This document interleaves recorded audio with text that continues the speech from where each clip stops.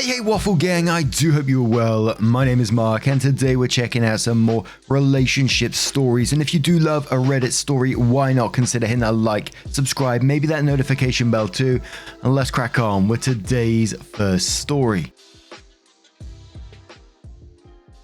Now, today's first story comes from Auntie Exposer, who says, "Am I the arsehole for calling my aunt classless and outing her biggest secret to my whole family?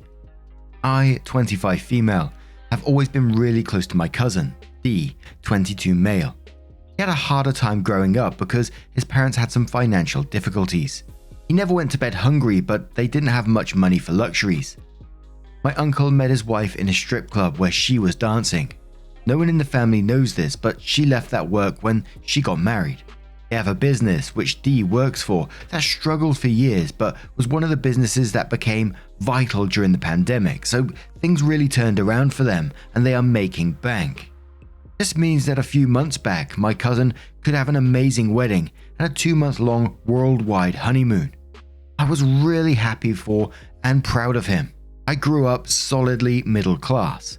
Nothing lavish, but we had some things that some would consider luxuries. My parents, however, were not in a position to pay for college for me, which I was chilled about and I got loans. I've been working for 2 years and I still live with my parents while I pay off the loans. I unfortunately couldn't get my master's because it wasn't financially viable. Last weekend was my birthday party and my cousin showed up without a gift. His wife made a comment jokingly about how they can't afford anything after spending X amount on their wedding. None of this bothered me because gifts are not an expectation, but my dad was visibly upset. I asked him about this and he opened a can of worms. It turned out that I used to have a healthy college fund until my mum secretly lent it to my aunt and uncle to help save their business when I was 15. The agreement was that as soon as they were able, they would pay it back to my mum. They haven't returned a dime. They have in the last 3 years bought a second house, flown first class overseas twice and paid for D's wedding and honeymoon. Their excuse is that I am done with college and their son works hard so he deserves it more. My father got so annoyed at my aunt while relaying this to me that he decided to kick them out. While trying to calm him down, I said we both know she only thinks about herself and D. If she had any class, she wouldn't dress like she's still a stripper. I was so preoccupied I didn't realize that my entire family had quietly walked up with the candles lit, ready to sing to me, and they heard everything. My aunt left and has since sent my mum a message that we will never be seeing that money as it is now compensation for her pain and suffering. I didn't mean to out her and be so rude.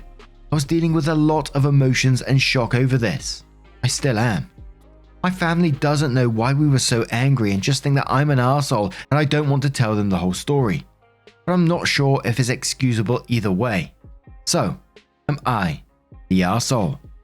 And we do have an update in a moment. And we'll start off with rluna911 who says, "Not the arsehole. You acted from emotions and to be honest your aunt is an arsehole. Do whatever you can to get that money back. Use the text your aunt sent to sue. People like that are horrid. You could still get a master's if you wanted to. They stole from you. Low-key think your mum is too since she lent the money in secret initially and is probably a big reason your dad hasn't pushed for payback." Capmanor 1755 says, "If your dad has any evidence to the loan and her agreement to repay it, I would 1. Pay a lawyer for a 1-hour consultation regarding the likelihood of suing her. The good news is that she has money and assets. 2. Armed with information from the lawyer, your parents should approach your aunt and propose a repayment plan. Emphasize that the loan was an agreement and that they aren't willing to write off such a substantial sum. This conversation is a courtesy notification, not a negotiation. You wouldn't get your aunt's agreement here. If she was a reasonable person, she'd already paid back the money. 3. Would disregard any noise about your insult. It's a red herring and a chance to divert focus from their theft. 4. Once you assemble evidence of a broken agreement, pick one reasonable, credible member of the extended family and share the situation with them. Ask for their guidance around persuading your aunt to return the stolen money without resorting to a lawsuit. There's a small chance they can help and a nearly certain chance that they'll take care of the family rumor mill. Not the arsehole." Lotus Eater says, "Info, does your cousin know the source of the money that saved your business was your college fund? Not the arsehole either way, but it really puts that trashy remark from his wife in perspective. If he knows that was a deliberate and cruel insult.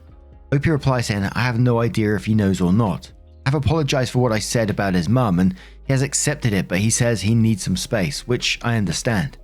I do not want to be the one to tell him or anyone about the loan and he hasn't brought it up. His wife is lovely but a little clueless sometimes.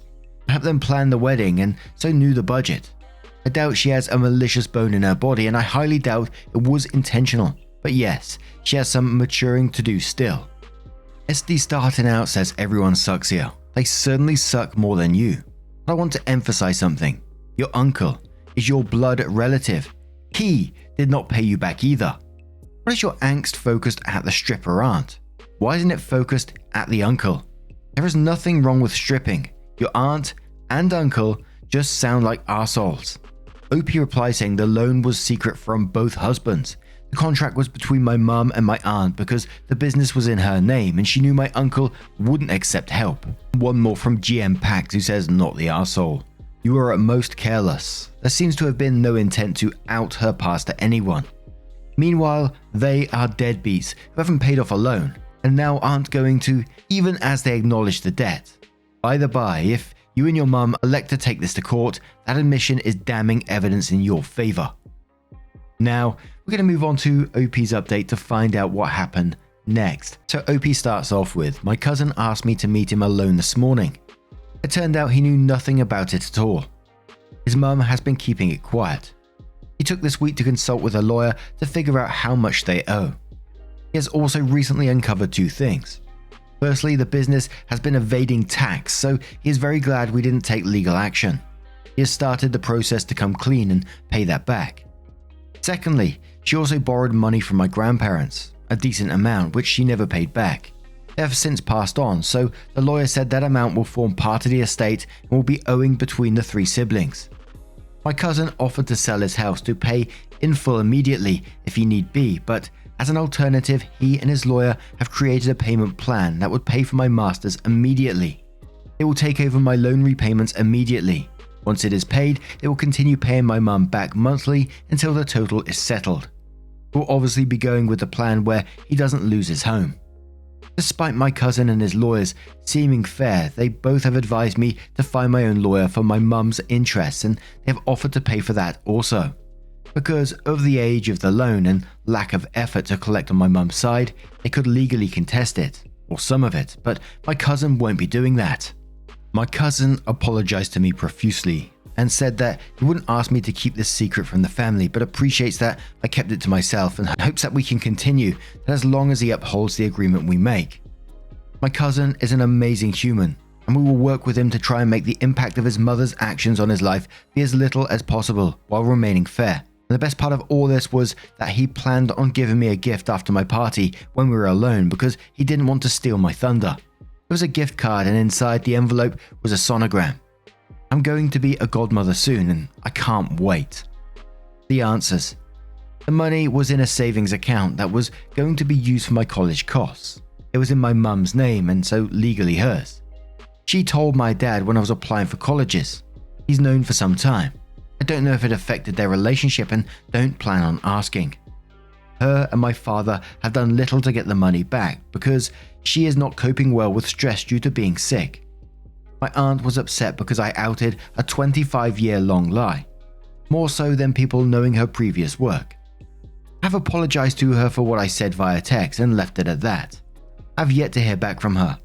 I've also confronted my prejudice against sex workers privately. I won't deny I have judged her because of it. It's not something I am proud of. This blew up at a bad time because my dad had overheard that my aunt is so proud of my cousin for moving out and living on his own at 22. He just boiled over on my behalf. And in reply to a comment asking about the ultrasound being a gift, it was just his way of telling me. There was a decent gift card in there to a pricey pet supply store that I liked too. I've heard so many stories about lending family money and how it always ends up bad. Of course, it's going to be in these stories. It's going to be the worst of case scenarios. But now I'm going to turn this one to you guys. What do you guys make of this situation? Let me know your thoughts down in the comments below and let's move on to another story. And our next story comes from KJ Ali 76, who says, am I the arsehole for asking my 25 female sister, 20 female, to fix her overgrown / two-toned hair before my wedding? Wedding stories, man. My 26 female wedding is in 3 months. Both of my sisters, Sadie 29 female and Olivia 20 female, are my maid of honors. My wedding is going to be elegant and big. As groom and I have a lot of friends and family, and we've always dreamt of an extravagant wedding. I have a good relationship with both sisters. However, my younger sister, Olivia, has made the process a bit difficult as a bridesmaid. I chose a light dusty pink for the color of the bridesmaids' dresses and let the girls pick what style they wanted. Immediately, Olivia says she's going to feel insecure as she's so pale and the dress will make her look red. I suggested a spray tan as the color of the dresses had already been set in stone to match the rest of my wedding, but she said absolutely not. I didn't hear anything else about the dresses, but now I'm in a predicament with her again, and I'm not sure if I've made a mistake for making such a big deal out of this. Olivia regularly highlighted her dark brown hair with blonde for years, but decided about a year ago to grow it out and let it get healthy, meaning no dye. A month or so in, her hair didn't look terrible, more like a balayage pronunciation there, apologies if I got that wrong, but now we're around the year mark and her roots are straight up brown and there's a straight line, no blending of blonde for the last 8 inches of her hair. Olivia has insisted she has her hair down during the wedding. However, I don't want her roots and hair on full display during pictures, ceremony and throughout the night. I love my sister and respect what she wants to do with her hair. However, her hair is an eyesore. I've never seen anyone let their hair look like this for this long. I told her I would pay for anything she wanted done to it, as long as her roots were at least a bit blended for the wedding. She says that she doesn't want to put any more chemicals on it and is leaving it, and I won't change her mind. I told my hairdresser about Olivia's point of view. We go to the same hairdresser, and she told me there are plenty of things she can do for her that can make her hair look blended and still be healthy. Olivia still refuses, despite me offering to pay and telling her our hairdresser said she could make subtle changes and preserve her hair. I should add that her hair is not breaking or fried. She simply wanted a break from dyeing it to get it as healthy as she could and grow it out. The day is one of the most important in my life, and having someone in my wedding party with unkept roots is something I don't want. I'm not asking her to cut it or change the color, just blend and transition the colors. She's irritated because my other sister and mother have told her that she should change it for the sake of not ruining pictures. Am I the arsehole here? And OP does reply to the comments, which we'll cover in a moment. And there was a mixed bunch of comments on this one, so I want to get into a few of those. So Left Car says, look, to be completely honest, if your wedding pictures are the most important thing in your life to the point where someone else's hair color is going to bother you enough to fight about it, you really need to reevaluate your life priorities. It simply, truly does not matter that much. Chernaboggle says you're the arsehole. Nobody cares about this except you. The guests don't care if her bridesmaid has two-toned hair. The wedding pictures will end up in an album that sits out and gets glanced through every couple of years, maybe, or hanging in dusty frames in various family homes. If it's a big wedding, by your 10th anniversary you won't remember the names of all your guests or why they were invited. Enjoy your extravagant wedding, but don't be the bride who tries to change the way her friends and family look to make them better for pictures. That behavior is far worse than the sight of anyone's roots. Sivlandaru says, well, you are going to get called a bridezilla big time on here, but with a sigh, I'm going to say the line of no one's an arsehole here / everyone sucks here. And yes, I realize to Reddit that's not a thing. You have a formal wedding and want nice pictures. It's not her wedding, but it is her hair, and she doesn't want to change it. And you are siblings and don't want to give in to each other. If I were her, I would just wear it up, but in my opinion, she's not going to accommodate you in any way, so act accordingly. Only you know what you need to do. Ira says, not the arsehole. I can't understand why she can't have her hair in an updo at least for the ceremony and pictures. For all of the you're the arsehole votes, it's not about the color, it's about how tacky and unaesthetically outgrown roots look. She can dye them or not dye them however she likes, but for one day she can have them up and not insist on having them down in plain view of the photos. For all those suggesting Photoshop, you do understand that the bride will have to pay the photographer extra. BoyMum83 says, I'm going with everyone sucks here. While she should not be made to dye her hair for your wedding, I do believe it is an acceptable compromise for her to agree to have her hair up for the day, and she's being pretty difficult if she won't even do that. Someone replies that says, how is it an everyone sucks here then? OP isn't asking for it to be dyed. This whole thread is crazy. Weddings are a formal event to celebrate a lifelong commitment. In practice, that means it's literally a huge exercise in vanity, and beauty and photos are definitely an important keepsake from such an event. OP worked out tons of alternative options, but her sister, a blood relative for Christ's sake, won't even make an effort to look better than giving up on fashion tier hair for a day. Not the arsehole by your own logic.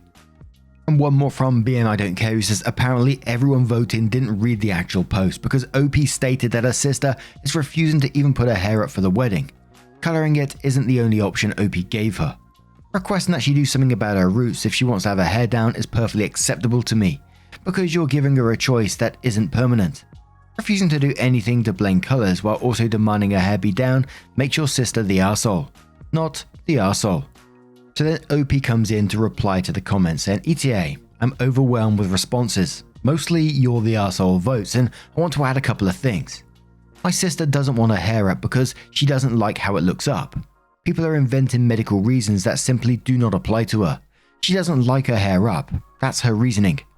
Her dress colour was made a big deal of until I suggest that she can get a spray tan, because I'm not changing the colours of my wedding this close to it. I don't have enough characters to add in every detail of this fiasco, but it is dropped now. Photoshop is a great solution, except she'd be in every picture of the wedding party.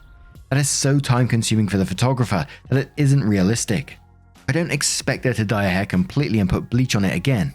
I just asked her to let our stylist do anything she can to blend the roots. Stylist said she could easily do a gloss with non-permanent dye and then a hair treatment to ensure her hair is still healthy. Sister won't go for it still, and to answer that question, no, sister does not get her hair trimmed. She is trying to grow it out while still not taking the right steps to do so. I feel like I'm out of options, as everything I've suggested to compromise with her, she says no. It's a big deal to me that her hair doesn't look like a Halloween costume while I'm spending so much time and money for this event.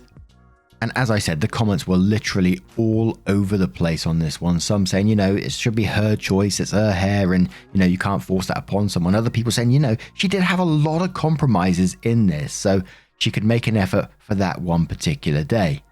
But what do you guys reckon? What do you think on this one? Let me know your thoughts down in the comments below, and let's move on to another story.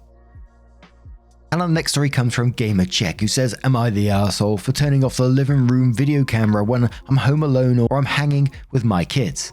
About 4 years ago, when my husband of 13 years and I bought our house, we got a security system. Included in the bundle was an indoor-only camera. While I liked the idea of having it monitor for movement when we weren't home, my husband wanted it on all the time, even while we were home. This made me somewhat uncomfortable, but I came around to the idea. We use it almost like a baby monitor to check on our 3 and 7-year-olds when we're in the bathroom and heard crying or whatever. Our 3-year-old was non-verbal at the time, and sometimes his older brother would craft up some crazy stories as to how he got hurt. We'd occasionally use the camera to figure out what time we put the pizza in the oven if we forgot to start a timer, or figure out who stole the cookies from the cookie jar. Anyways, fast forward to this August. One day I'm chilling at home by myself while the kiddos were at school. I just kind of realized it's weird to have a camera recording me chilling and watching shows, so I turned it off. This triggered something in my husband and made him very upset. We've had multiple conversations about it. I feel like the kids are old enough now that we don't need to monitor them like this anymore, and using a camera to prove or disprove their honesty is not the best parenting. But he wants the camera on 24/7, even if we are both right there watching the kids. But I feel like that argument is an uphill battle. So I simply don't want the camera recording me when I'm home alone or when it's just me and our kids. He claims that me not wanting the camera on is not respecting him as the head of the household. Say what? And he will repeatedly turn it on anytime I turn it off. I feel like it's weird and controlling, but I don't have any other good reason for not wanting it on. He wants to still use it to monitor the kids and use to figure out what time something happened. Am I the arsehole? Should I let this go? Now, I'm not sure whether I should go deeper on the head of the household or not. But I'm just going to go with how I would feel in this particular situation. And there was a camera sitting there watching me while I'm just watching shows or chilling or whatever. And I generally don't like cameras pointed at me just because how invasive it feels. I mean, even if someone wasn't watching the camera constantly or whatever, I still don't like it. I mean, when I'm sat in front of a laptop and I can see the camera looking at me, I have to put something over it because I just don't like it. Not up to anything shady, I will confirm, but I just don't like it. I don't like something pointing at me, something that potentially, you know, someone could be watching and there's no need for it. If he wants it on when he's in the room, yeah, you crack on, you know. That's whilst I'm sitting there, I'm having a relax, I'm watching TV, I don't want to feel like that, and that's just the way it is. But Lauby Annoyed says, not the arsehole, and you should probably be paying more attention to the massive red flag that is the head of the household. Those are the words of someone that doesn't value you as an equal partner in your marriage. Not sure what your work situation is, but the non-paid domestic work of women needs to be recognized and regarded equally with the financial contributions made. Red flags. Queen of Wasp says he's disrespecting you for calling him the head of the household. He's being gross and controlling. I don't see any reason why you can't still use it to check on the kids, but that's for when you aren't around. Not just for watching shows and already supervising the kids. Not the arsehole. Lady F16 says not the arsehole. Now you know why he's wanted the camera for as long as he has. He's keeping tabs on you. That's why he's pushing back on turning them off occasionally. You really need to look into what he's doing with the footage or if he's listening to you on your private phone conversations. Ordinary Tip says, he's the head of the household. In all seriousness, do you have a relationship dynamic where you obey him? The idea of a camera recording you and the kids seems invasive. His response was uncalled for. Can he see the live feed from his work? Not the arsehole. Upi replies saying, we married young, so maybe I was more submissive in the past. Yes, he can watch the feed live from anywhere via his phone, and he can turn the camera on from anywhere via his phone. Now, what do you guys make of this situation? It certainly feels like that comment said, invasive to me. And the thought of not being able to just relax and just chill without the feeling of someone maybe watching you. And maybe some people are okay with that, but it certainly doesn't feel right to me. Let me know your thoughts down in the comments below. Now, a huge thank you from the bottom of my heart for getting involved in today's stories. Your love, support, and time always means the absolute world to me, and just thank you for sharing it with one another as well, and I think it's absolutely amazing. And hopefully I will see you in the next one. Take care, and much love. Wake up, get up, stretch my legs, eat some breakfast, milk and eggs, brush my teeth up, wash my face, throw my clothes on, start my day. Wake up, I can smell the smoke from the bacon. Let's go, see the sun shining from the windows. Okay, I know that today'll be a good day. Okay, I know that today'll be a good day.